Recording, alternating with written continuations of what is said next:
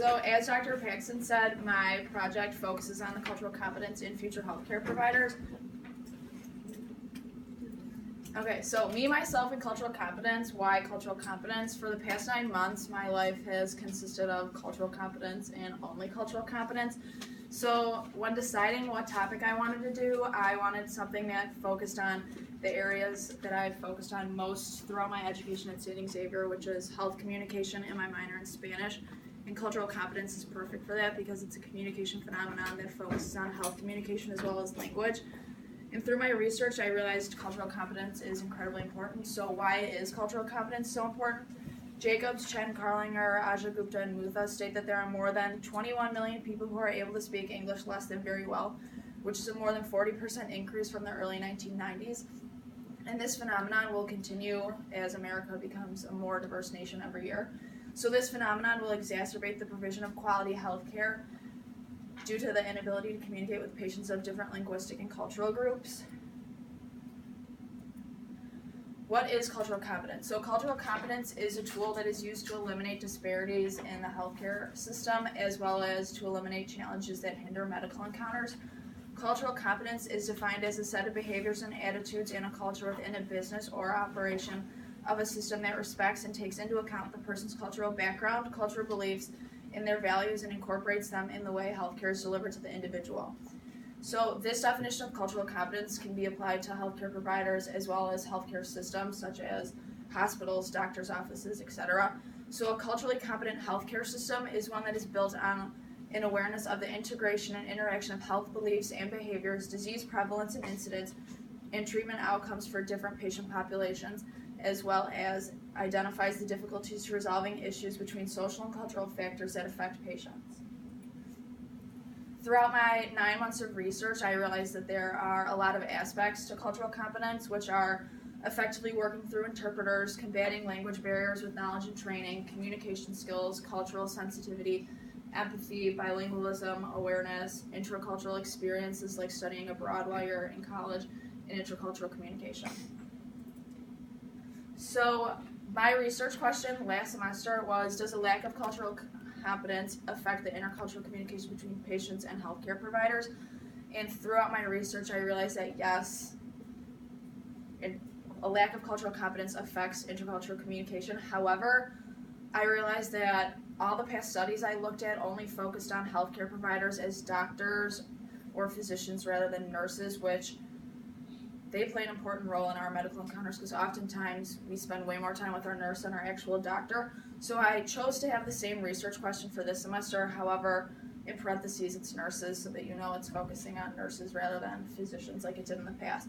So to measure the cultural competence of nurses, I chose to use the Cross-Cultural Care Survey, which is a tool that evaluates perceived cultural competence in 3 arenas most often represented in modes of cross-cultural care. 1 being self-reported knowledge as reflected in preparedness to treat specific issues and situations or to provide certain services.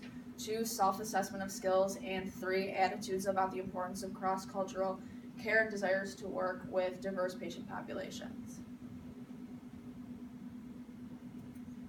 So my sample population consisted of 236 junior and senior nursing students who have completed clinicals, meaning that they have had some amount of real-world experiences with interacting with and caring for patients. Of the 236, only 39 participated, which is kind of embarrassing, but that's okay. So that was an overall response rate of 16.5%. In terms of race, 19 of the participants were Caucasian, while 20 were members of a minority group. Gender, 33 were female, while only 6 were male, which wasn't a surprising statistic because nursing is a dominantly female field. In grade level, 28 juniors participated while only 28 seniors participated while only 11 juniors did.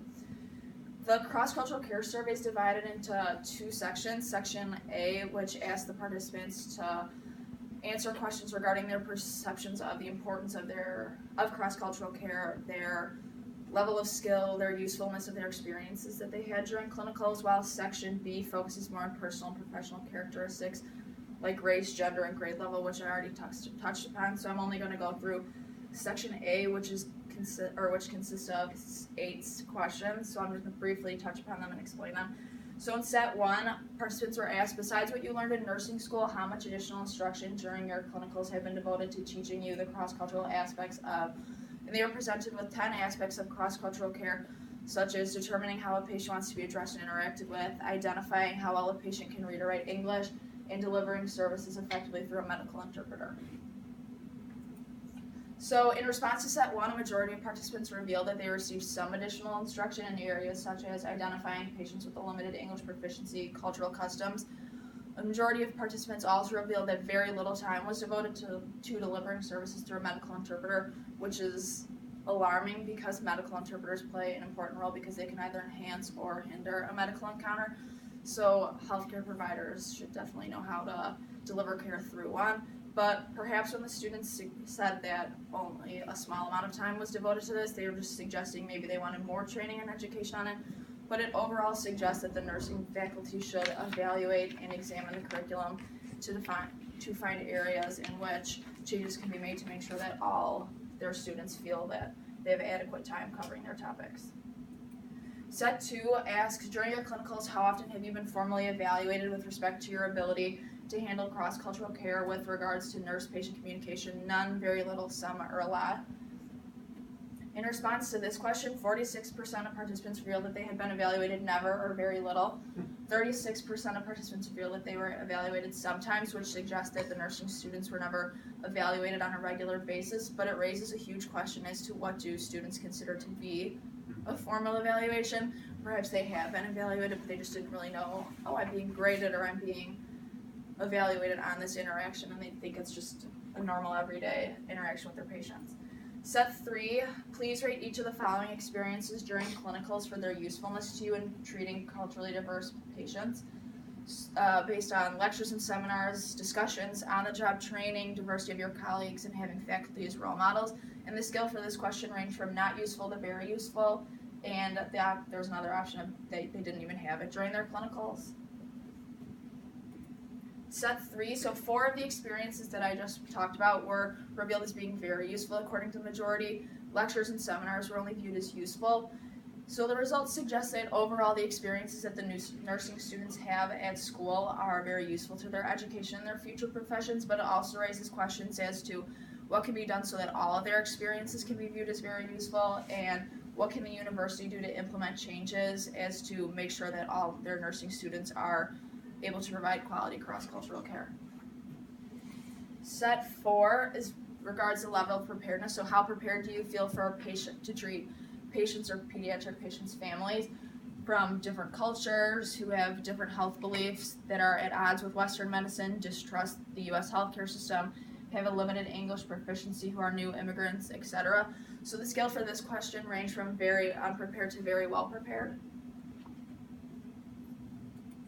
Set 4, so once again, the results of these 8 questions revealed that the majority of nursing students felt well prepared or very well prepared. So these results suggest that this university is effectively training and educating its nursing students to provide quality cross-cultural care and to handle the experiences that they'll have in their professions. Set 5 regards how much of a problem are each of the following when delivering cross-cultural care regarding lack of time and lack of experience, poor access to medical interpreters, poor access to materials written in other languages for their patients, and dismissive attitudes among nurses and physicians. So the scale for this question ranged from no problem at all to a big problem.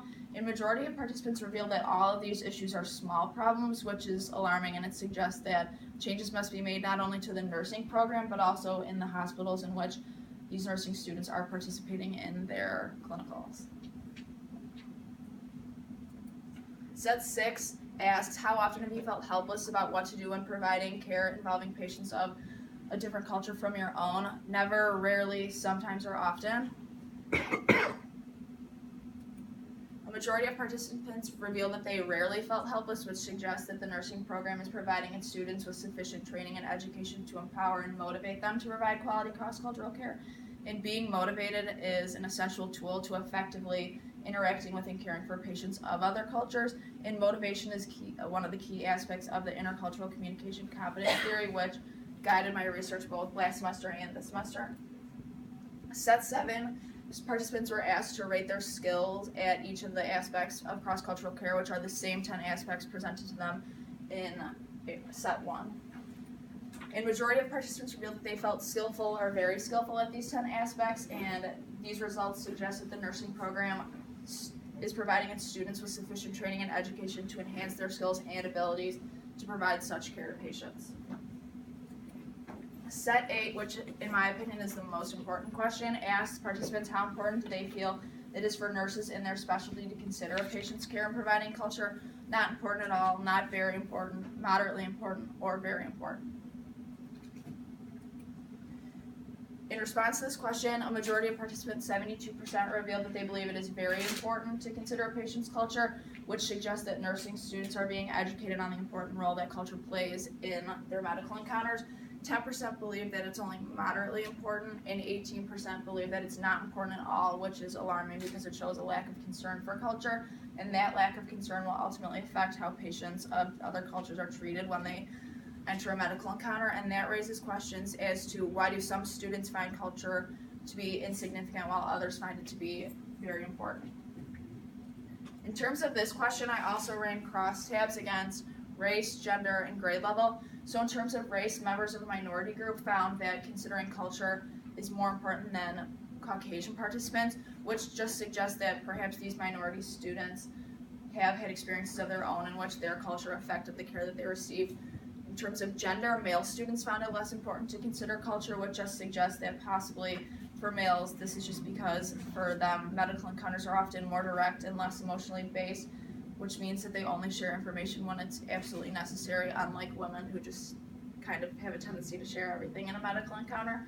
In grade level, juniors found it more important than seniors did, which might just simply suggest that culture is a topic more covered in junior courses rather than senior courses, so it's a little bit fresher in their minds.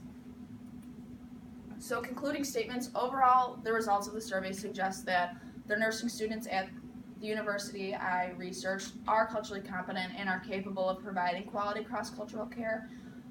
The survey revealed that the university is enhancing the abilities of their students to provide them with a great education that they can carry with them through their future profession as a nurse.